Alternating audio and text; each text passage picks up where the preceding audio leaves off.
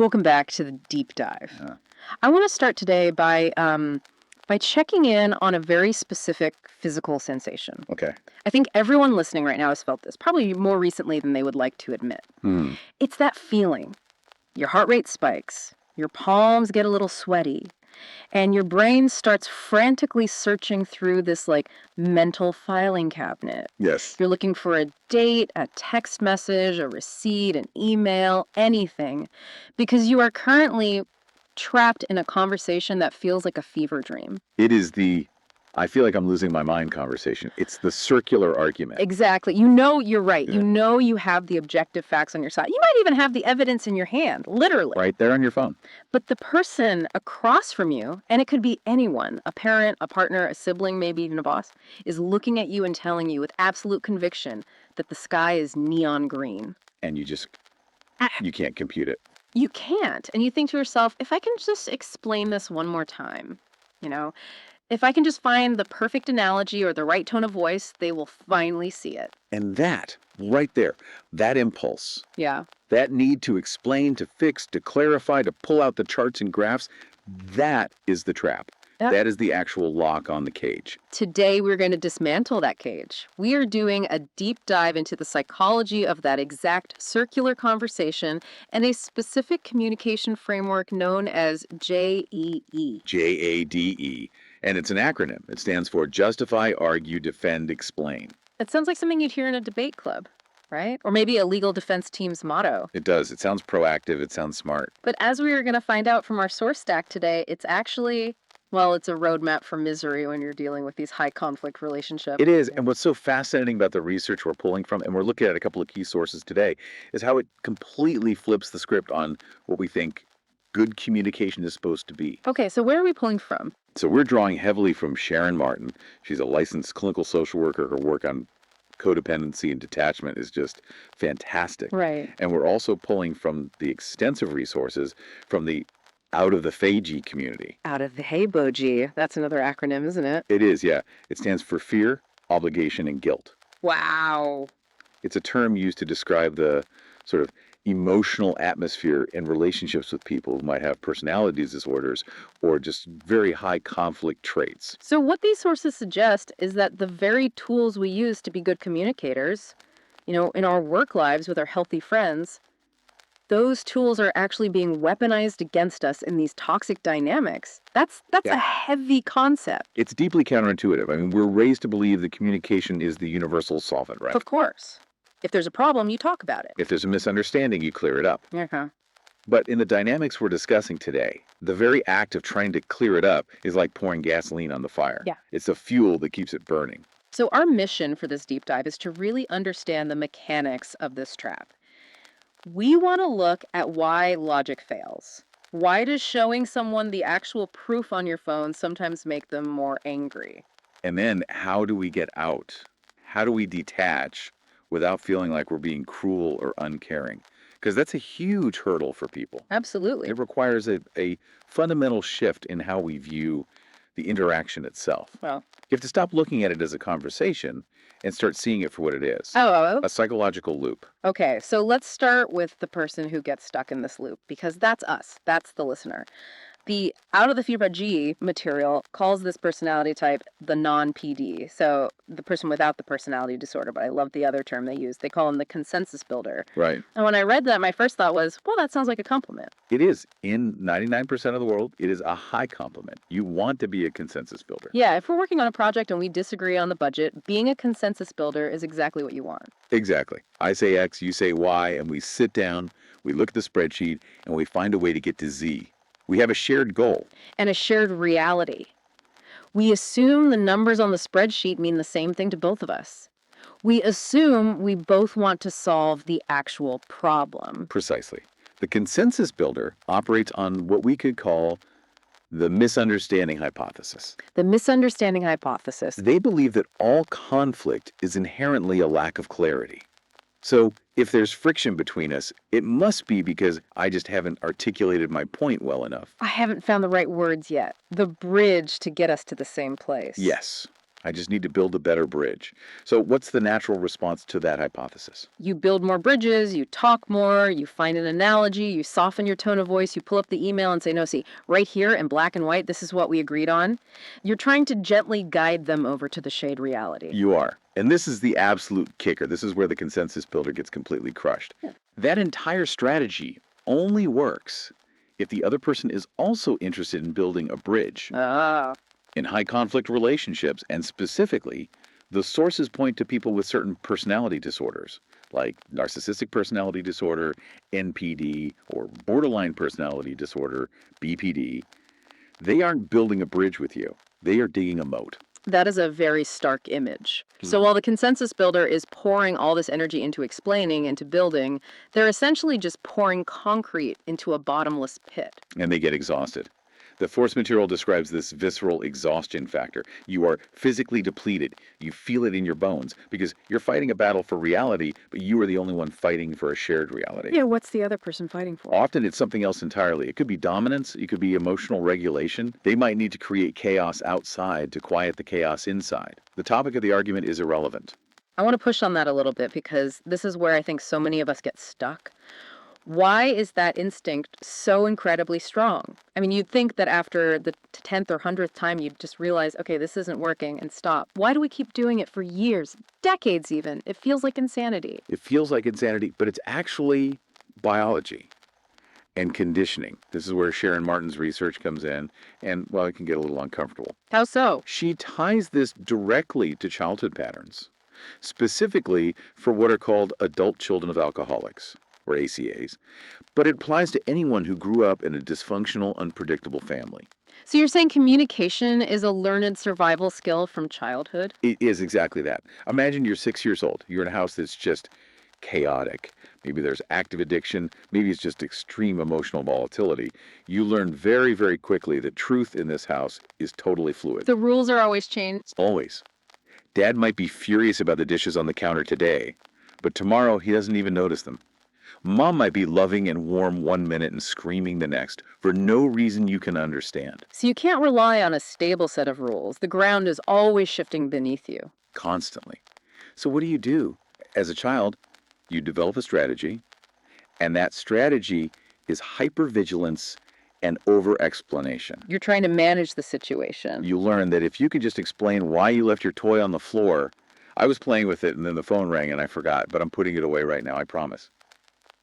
Maybe, just maybe, you won't get yelled at. You learn that words are a shield. That's powerful. You learn that if you can justify your existence moment to moment, you might be safe. You are trying to control the chaos around you through explanation. It's a desperate attempt to manage an unmanageable person's emotions. And you're trying to fix your parents' mood to ensure your own safety. And then you fast forward 30 years. You're an adult now. You're safe, technically, you have a job, you have a home. But the second you get into a conflict where someone is being irrational or angry with you, that 6-year-old part of your brain just takes over. It activates. It's a trauma response. The old programming kicks in and it screams, fix their understanding. If you can just fix their feeling, you can be safe again. So JADE, justify, argue, defend, explain. It isn't just a bad habit. You're saying it's a compulsion. It's born out of fear. It absolutely is. The source material explicitly links this to codependent traits like deep-seated shame and perfectionism. We JD because deep down we are terrified that if we don't, we will be rejected or abandoned. And for someone with that background, that codependent wiring, rejection feels like death. It feels existentially threatening. That's a huge reframe. It changes the behavior from, I'm just annoying because I over-explain things to I am frantically trying to prove I am worthy of being understood so that I don't get abandoned. And the absolute tragedy of it all is that you are trying to prove your worth to someone who is, in that specific moment, utterly incapable of validating it. You're going to the hardware store looking for milk. They just don't have it, no matter how well you ask. Okay, let's pivot. Let's look at the other side of the table. We understand why we do it, but why doesn't it work? The out of the FOG material talks about something called the facts disconnect. This is it. This is the part that drives logical, rational people completely up the wall. This is the glitch in the matrix. I have been there so many times. You have the literal text message. It says, I will be there at 5:00. They show up at 6 zeros and say, I never said 5:00. Why would I say that? And you show them the phone, you hold it up. And you show them the phone with the timestamp, and they look right at it and they say, what did they say? They say, you must have faked that, or, yeah, I was just kidding when I wrote that. Or my personal favorite, they pivot. Why are you so obsessed with time? You're so controlling. You're just trying to manage me. You're just like your father. So the actual verifiable time stamped on the screen becomes completely irrelevant. Because the argument was never about the time. In a healthy debate, facts are the foundation. They're the concrete slab we build the house on. Right. In a toxic circular argument, facts are just decorations. They're throw pillows. They can be rearranged, thrown out, or painted over entirely to suit the mood. So the source material says that for a productive dialogue to even be possible, there has to be a prerequisite. An underlying assumption that both parties can eventually agree on the facts. Yeah. That reality is shared. And if that prerequisite isn't met, you're basically playing chess with a pigeon. Right. You're there moving your bishop strategically, and they're just knocking over the board, pooping on it, and strutting around like they've won. But it actually goes even deeper than just stubbornness or manipulation. Mm-hmm. And this was the part of the research that really it blew my mind. Okay. It's about memory distortion. Yes, the section was fascinating. I think we all tend to view our memory like it's a court reporter or a body cam. A perfect recording. Yeah. It got stored on a hard drive in my brain, and I can just hit playback and review the tape exactly as it was. But neuroscience tells us that is completely fundamentally wrong. Memory is not reproductive, it's reconstructive. Reconstructive. Every single time you pull up a memory, you are not playing a file. You are rewriting it. Think of it like opening a Wikipedia page. You read it, you make a few little edits based on how you feel right now, and then you hit save. The next time you open it, your edits are part of the page. So if I'm angry with you right now, and I recall something you did last week, I am physically rewriting that memory to make you look worse. You are filtering it through your current bias. The source uses the example of a bad breakup. Suddenly, the entire 3-year relationship was awful from start to finish. You literally cannot access the good memories because your brain's current filter is, this person is the enemy. The neural pathways physically shift to support the current narrative. Okay. Now apply that concept to someone with a personality disorder. Exactly. People with these high conflict personality traits often have what psychologists call emotional realism. Emotional realism. It means that feelings are facts. If I feel ashamed, it must be because you actively shamed me. If I feel attacked, you must have attacked me. The feeling comes first, and the memory is constructed afterward to justify the feeling. Even if I was just sitting there quietly reading a book? It doesn't matter. If they feel small and insecure in that moment, you must be acting big and arrogant. So when they recall that interaction 5 minutes later, their brain constructs a memory that matches the feeling.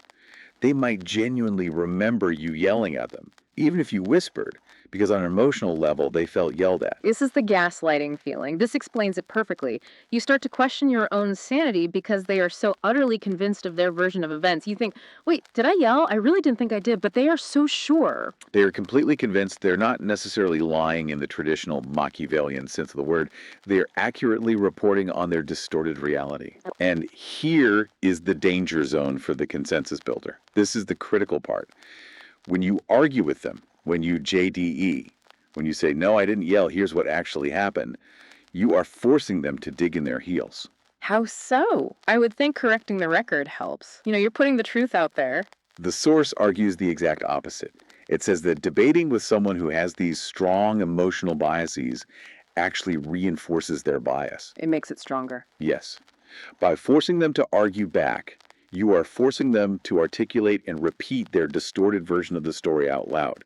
You are, in effect, helping them rehearse the lie until it becomes undeniable truth in their mind. Wow. So I am helping them cement the false memory by engaging with it. You are pouring the quick-dry cement for them. You are giving them the opportunity to say, yes, you did. You always do this. You were yelling. And once they say it out loud, they believe it even more. There's a known cognitive bias called the illusion of truth effect. The more a statement is repeated, the more true it feels, regardless of its actual validity. You are participating in the repetition.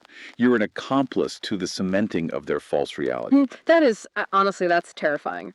But in a strange way, it also kind of lets you off the hook. You mean? Well, if nothing I say can fix their memory, if my logic and my evidence actually makes their delusion stronger, then I don't have to try so hard anymore. I can stop beating my head against that wall. That is the liberation. That is the key. You cannot debug someone else's software. You have to stop trying to be the IT guy for their brain. Okay, so we've established the trap. We know the mechanism. It's not just stubbornness, it's a neurological phenomenon. Now let's get into the specifics of what we need to stop doing. This is the real meat of the deep dive.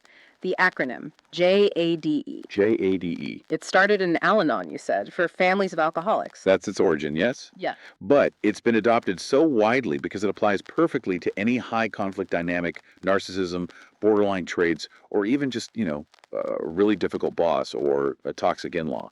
Let's break it down, letter by letter. J is for justify. And I want to really parse this one out. How is justifying something different from just answering a question? Because that's where I get stuck. If someone asks me why I did something, isn't it just polite to answer them? It really depends on the power dynamic in the conversation and the intent behind your words. A simple answer provides information. A justification is pleading for acceptance. It's about the energy behind the words. Okay, give me a concrete example. Let's say. Yeah.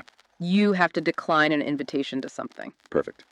Let's say your mother wants you to come over for dinner on Sunday, but you're exhausted, you've had a long week, and you just want to stay home. Okay. A simple answer, a non-JD answer would be, thanks so much for the invite, Mom, but I can't make it on Sunday. Full stop. And a justification. A justification sounds like this. Oh, I really can't make it. I'm so sorry. I have so much work to catch up on, and my boss has been really on my case all week and honestly hasn't slept well, and the car is making this funny noise, and I really need to stay home and get my life in order.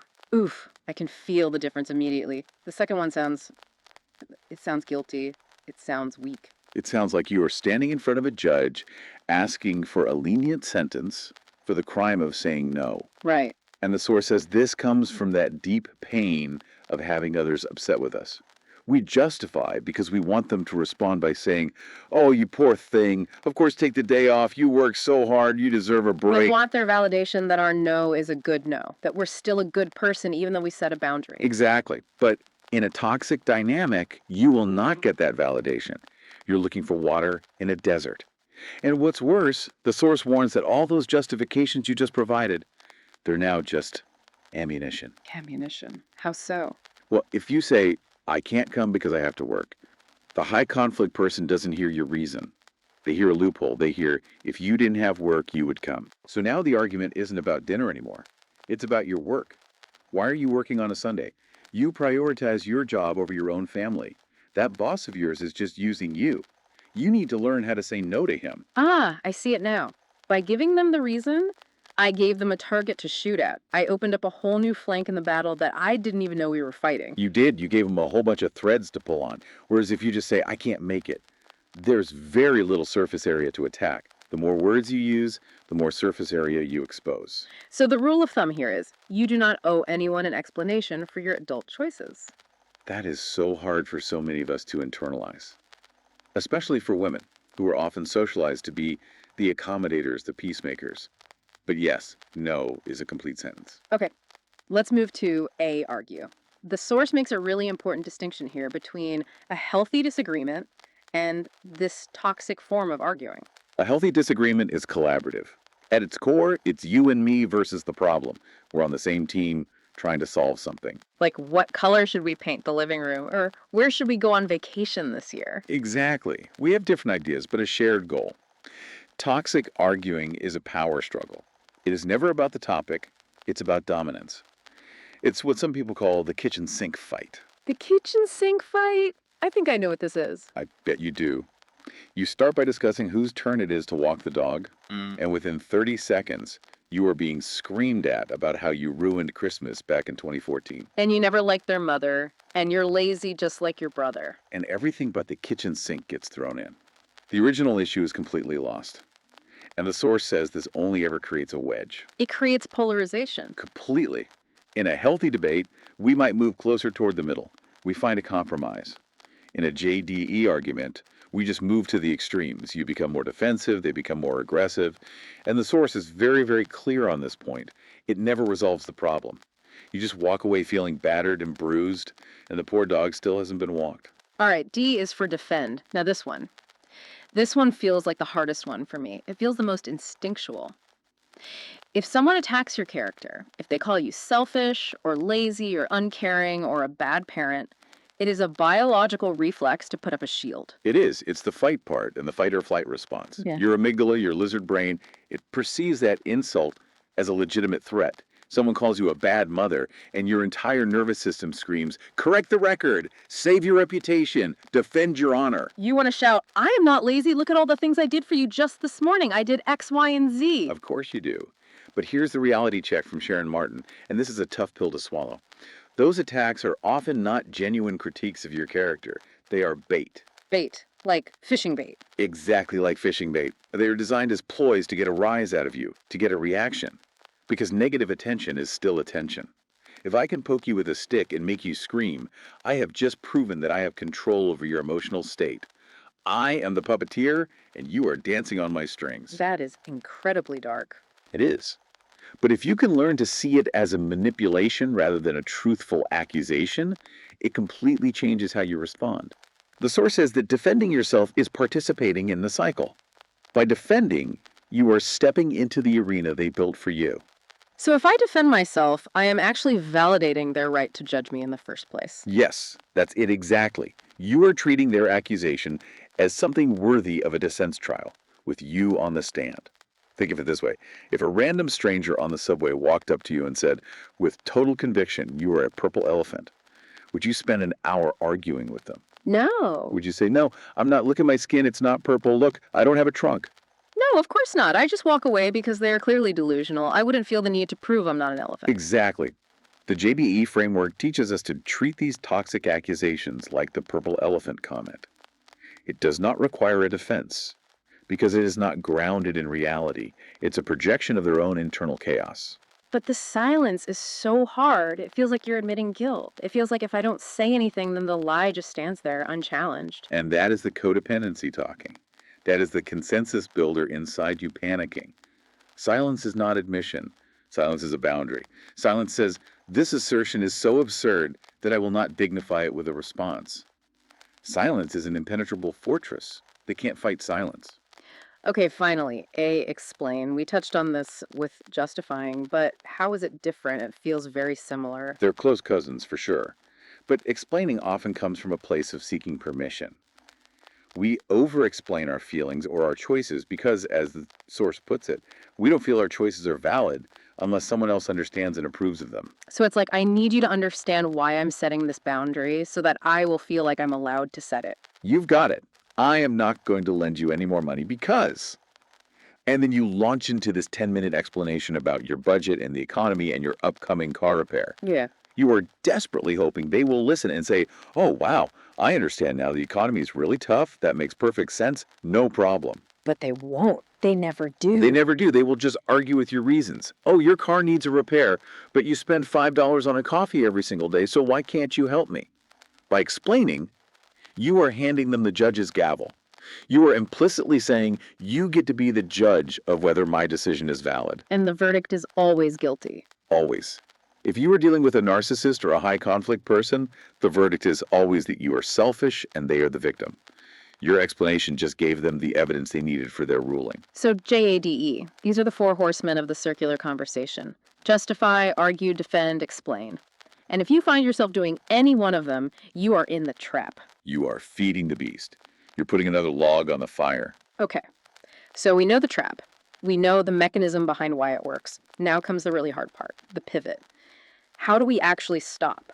Because in the heat of the moment, when your buttons are being pushed, logic just goes out the window. Your cortisol is spiking, you're in fight or flight. It does. It absolutely does. Which is why the strategies for getting out need to be almost physical, not just intellectual. You can't just think your way out of it. The source material defines detachment in a really useful way. It's not necessarily about leaving the person, though sometimes that is necessary. Right. It's about detaching from the outcome of the interaction. Meaning, I don't need you to agree with me for me to be okay. That's the core of it. And strategy number one is the simplest, but maybe the hardest. Pick your battles. Or as the source so beautifully puts it, you don't have to attend every argument you are invited to. Oh, I love that imagery, the invitation. Picture it. The mailman drops a little cream-colored envelope on your desk. You open it up. It's a fancy invitation card. It says, "You are cordially invited to a 3-hour screaming match about your life choices. Time, right now. Location, the kitchen." And most of us, we just RSVP yes automatically. We don't even think about it. We see the invitation and we think, well, I have to go. We do. We think it's rude not to attend, but you can just throw the invitation in the trash. You can say, "No, thank you. I have other plans." But that requires knowing when the invitation has arrived. Sometimes it's so subtle, it just sneaks up on you. This is where awareness is everything. You need to identify your button pushers. The source suggests literally mapping this out. Sit down and write it down. What are the topics that always lead to a fight? Is it money, parenting, politics, the past? Your career choices? Your career choices, your partner, whatever it is. If you know where the mines are buried in the field, you can choose to step around them. So if the conversation starts to veer toward one of those topics, your internal alarm bells should start ringing. Invitation detected. Invitation detected. And then you use an exit ramp. You have to have one Super. planned. The source gives a great, simple, actionable phrase.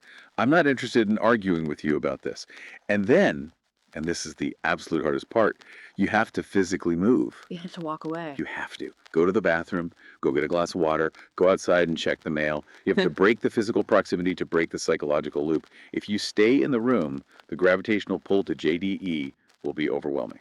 Okay, strategy number 2, respond versus react. This is all about slowing down time. A reaction is automatic. It's instinct. It's the lizard brain taking over. It's instantaneous. A response is a choice. It comes from your prefrontal cortex, the logic center of your brain. And to do that, you need to create a pause. Sharon Martin suggests a totem, which I thought was a really cool, tangible idea. It's brilliant. Keeping a small object in your pocket. A smooth stone, a coin, a little fidget toy, something you can touch. When you feel that urge to JD rising up in you, that heat in your chest, the tightness in your throat, you physically reach in your pocket and touch the object. It grounds you. It brings you back to the present moment. It interrupts the neural pathway. It's a little shock to the system that reminds you, I am here, I'm an adult, I have a plan, this is just a rock in my hand, and I'm just a person standing in a room. I have a choice. It buys you the 3 seconds you need to choose silence instead of shouting. Or using a mantra. The classic one is drop the rope. Drop the rope is a classic for a reason. You literally cannot have a game of tug of war if one person lets go of the rope. Right. The other person might stumble backward, they might look foolish standing there holding a slack rope, but the war is over. The conflict is gone. Okay, strategy number 3 is listening to your body. We so often ignore our gut feelings, especially if we've been gaslit for years. We've been trained to ignore it, especially if you grew up in one of those dysfunctional homes we talked about. We were explicitly told our feelings were wrong. You're not hungry, you just ate. You're not cold, put on a sweater. You're being too sensitive. But your body knows the truth long before your conscious brain does. The source mentions somatic markers. Yes, things like your shoulders tensing up and rising to your ears, that sudden drop in the pit of your stomach, clenching your jaw, realizing you're holding your breath. If just seeing their name pop up on your phone makes your stomach hurt, that is data. That is not nothing. That is your body screaming, unsafe, unsafe. And the strategy is to learn to trust that signal without needing to explain or justify it to anyone, including yourself. You don't have to have a logical reason why you feel unsafe. You just have to act on the feeling. And finally, strategy number 4. This one comes from the Out of the FAFOG toolbox, and I think it is the most practical nuts and bolts rule we've discussed today. It's called the one-time rule. I swear by this in my own life. It is a game changer. The one-time rule is profoundly simple. You state your point of view, your feeling, or your boundary once, and only once. That's it. No follow-up, no repeating it for emphasis. That is it. You say, I am not coming for Christmas this year. And then they inevitably say, what? Why? You're ruining the family. You're being so selfish. You clearly don't love us. The whole barrage. And you do not repeat yourself. You do not say, as I said, I'm not coming because. You have already delivered the message. The message has been received. They heard the words. They just don't like the content of the message. That is not a communication problem. This goes right back to the consensus boulder trap. We think if we just say it again, maybe rephrase it slightly, they'll finally hear it and accept it. They will never accept it if their goal is to misunderstand you. Repeating your boundary just gives them more chances to attack it from different angles. But what if they genuinely didn't hear you or didn't understand? The source says you can offer a clarification if it seems like a genuine good faith misunderstanding. But you have to be brutally honest with yourself. In these dynamics, it is very rarely a misunderstanding. It's a refusal to accept reality. So you say it once, and then what? You just stand there and stare at them in silence. Silence is the great option. Or you can use the broken record technique if you feel you must speak. You just repeat a simple, non-emotional phrase. I hear that you're upset, but my decision stands. I understand you're disappointed, but I'm not coming. You don't offer any new information. You become a calm, polite, boring brick wall. That takes an incredible amount of internal strength. You have to be comfortable with that awkward, tense silence. And for a people pleaser, that silence feels like a vacuum that must be filled with words. You have to learn to value your own peace more than you fear their awkwardness. You have to sit in that discomfort. And it's like a muscle. It hurts like hell the first time you do it, but every time you do it gets stronger and easier. This brings us to the final piece of the puzzle, which is really the foundation for all of this. Self-preservation. Because you cannot do any of this. You can't hold a boundary. You can't drop the rope if you are running on empty.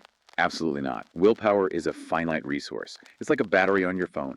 If you're tired or hungry or stressed out from work, your ability to resist the JD trap plummets to near zero, your prefrontal cortex goes offline, and that reactive lizard brain takes over completely. Sharon Martin uses the HALT acronym for this. HALT. Hungry, angry, lonely, tired. If you are any of those four things, do not engage in a difficult conversation. Period. End of story. Eat a sandwich, take a nap, call a supportive friend first. Get yourself back to baseline before you even think about engaging. It sounds so basic, so simple, but how many of these circular arguments happen at 11 o'clock at night when everyone is exhausted and irritable? Almost all of them. This is why the source emphasizes that self-care isn't a luxury in these situations. It's a core strategic necessity. You have to focus on what you can actually control. You cannot control their personality disorder. You cannot control their distorted memory. You can control your sleep schedule. You can control whether you eat lunch. You can control who you talk to for support. This is the fundamental power shift from fixing them to managing me. And that's where all your energy comes back. When you stop pouring your life force into the black hole of the circular argument, you suddenly have all this energy for your hobbies, for your career, for your healthy relationships. You start to come back to life. I do want to highlight one crucial caveat from the Out of the Path of G source before we wrap things up. This is about safety. Yes. This is non-negotiable. Not jading does not mean you just stand there and take abuse. It does not mean being a doormat or a punching bag, verbally or otherwise. It is not about passivity. No. Detachment can be, and often must be, physical. If you are in physical danger, or if the emotional abuse is severe and unrelenting, the strategy isn't say it once. The strategy is leave. The source is explicit. Take whatever action is necessary for your safety and the safety of your children. Call the police, leave the house, end the relationship. And this is so key. You do not need to explain why you are leaving to the person who is threatening you. Correct. You do not need to win the debate about your own safety in order to be allowed to be safe. You do not need their permission to save yourself. Action over explanation. Always, when safety is on the line. Always. We have covered a massive amount of ground today. The psychological roots of the consensus builder, the neuroscience of memory distortion, the 4 traps of JDE, and these concrete strategies to detach. If the listener takes away just 3 things from this entire stack, what should they be? Okay, first, memorize the acronym, JDE. Justify, argue, defend, explain. Put it on a sticky note on your bathroom mirror. If you hear yourself doing one of those 4 things, alarms should go off. Stop, drop, and roll away. You are on fire. Okay. Second. Remember the memory distortion.